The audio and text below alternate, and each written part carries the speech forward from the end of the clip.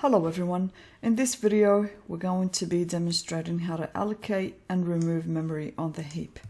So to allocate memory dynamically on the heap, I'm going to create a pointer and I'm going to call this pointer a PTR and it's of type integer.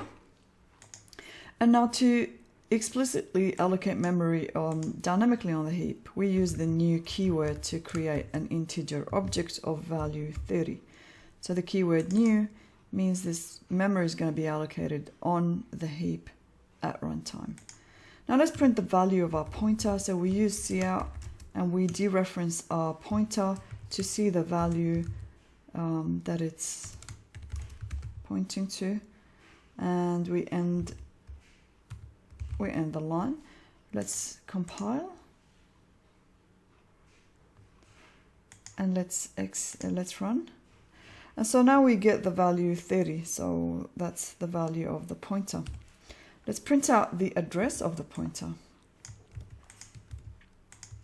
So we just do the same, but we do not dereference. We compile again and run. And so now we get our address and the value. Now to free up the memory, to free up the memory that the pointer is pointing to, we use delete and a PTR. So what happens here, we're not really deleting the pointer, we are deleting the integer object that the pointer is pointing to. So let's print out the value of the pointer. So we do this just to see what's going on. And let's compile. And let's run.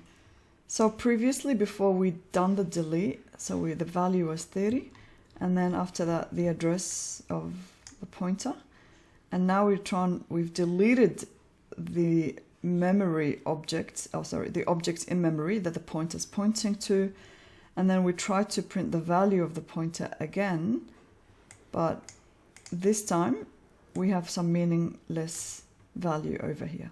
So the pointer value is now meaningless, but the pointer still exists. Okay, so let's print out the address. Let's see. Let's compile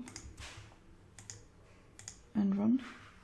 Okay, so the pointer still exists because you can see the address is still the same even after the deletion.